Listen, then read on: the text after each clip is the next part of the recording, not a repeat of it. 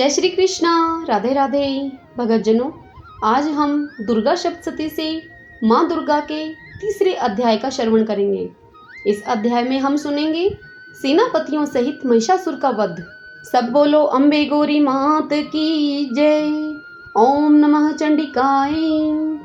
ऋषि कहते हैं, दैत्यों की सेना को इस प्रकार तहस नहस होते देख महादैत्य सेनापति चिक्षुर क्रोध में भरकर अंबिका देवी से युद्ध करने के लिए आगे बढ़ा। वह असुर रणभूमि में देवी के ऊपर इस प्रकार बाणों की वर्षा करने लगा जैसे बादल मेरुगिरी के शिखर पर पानी की धार बरसा रहा हो। तब देवी ने अपने बाणों से उसके बाण समूह को अनायास ही काटकर उसके घोड़ों और सारथी को भी मार डाला। साथ ही उसके धनुष तथा अत्यंत ऊंची ध्वजा को भी तत्काल काट गिराया। धनुष कट जाने पर उसके अंगों को अपने बाणों से बींध डाला। धनुष, रथ, घोड़े और सारथी के नष्ट हो जाने पर वह असुर ढाल और तलवार लेकर देवी की ओर दौड़ा।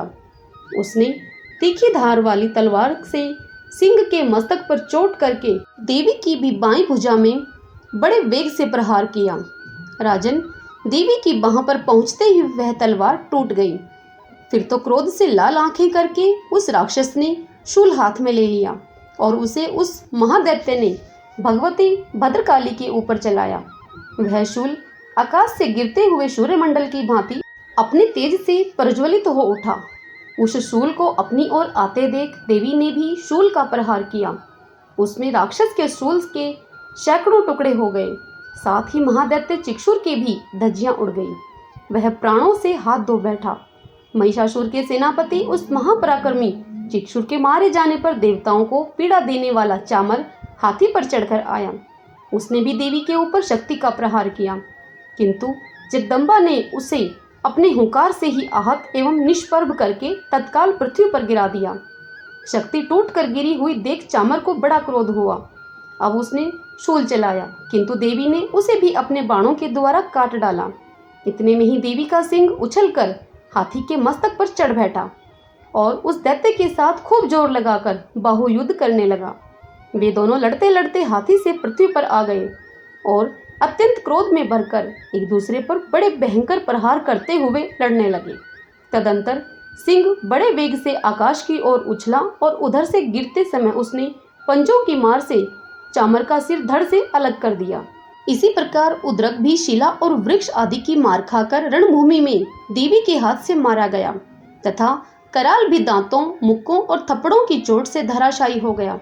क्रोध में भरी हुई देवी ने गदा की चोट से उद्धत का कचुम्बर निकाल दिया। बिंदीपाल से बाशक कलकों तथा बाणों से तामर और अंधक को मौत की घाट उतार दिया।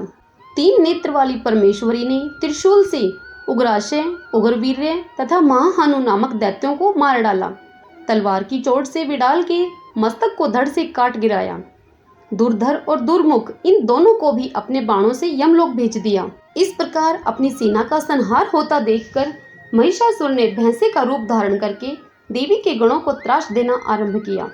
किन्हीं को थुथुन से मारकर, किन्हीं के ऊपर खुरों का प्रहार करके, तो किन्हीं किन्हीं को पूंछ से चोट पहुंचाकर, कुछ को सींगों से विदीर्ण करके, कुछ गणों को वेग से, किन्हीं को सिंहनाद से, कुछ को चक्कर देकर और कितनों को निश्वास वायु के झोंक से धराशायी कर दिया।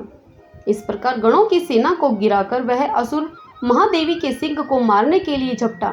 इससे जगदम्बा को बड़ा ही क्रोध हुआ। उधर महापराक्रमी महिषासुर भी क्रोध में भरकर धरती को खुरों से खोदने लगा तथा अपने सींग से ऊंचे ऊंचे पर्वतों को उठाकर फेंकने लगा और गर्जना करने लगा।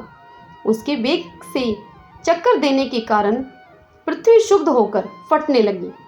उसकी पूंछ से टकराकर समुद्र सब ओर से धरती को डुबोने लगा।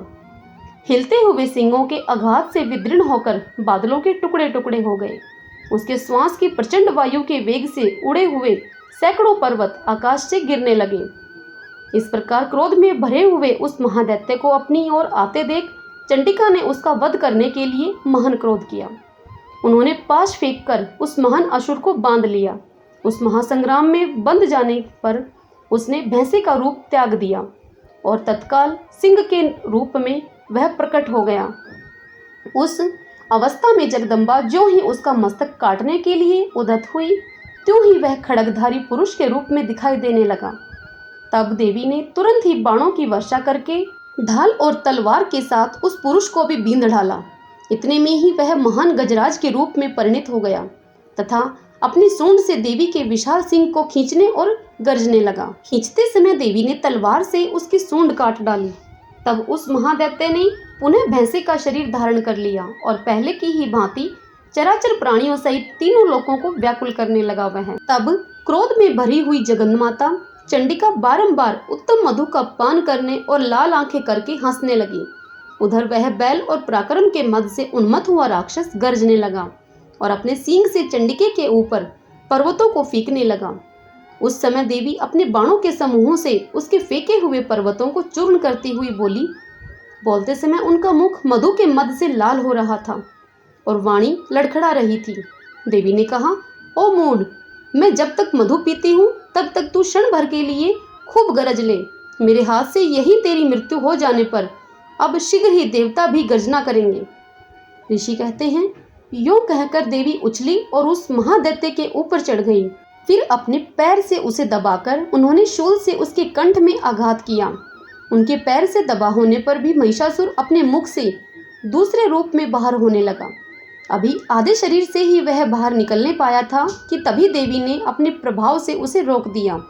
आधा निकला होने पर भी वह महादैत्य देवी से युद्ध करने लगा। तब देवी ने बहुत बड़ी तलवार से उसका मस्तक काट गिराया। फिर तो हाहाकार करती हुई दैत्यों की सारी सेना वहां से भाग गई तथा संपूर्ण देवता अत्यंत ही प्रसन्न हो गए। देवताओं ने दिव्य महर्षियों के साथ दुर्गा देवी का स्तवन किया। गंधर्वराज गाने लगे तथा अप्सराएं नृत्य करने लगीं। इस प्रकार श्री मार्कंडे पुराण में सावर्णिक मनवंतर की कथा के अंतर्गत देवी महात्म्य में महिषासुर वध नामक तीसरा अध्याय पूरा हुआ। सब बोलो अम्बे गौरी मात की जय। ओम नमः चंडिकाय। जय श्री कृष्णा। राधे राधे। जय माता दी।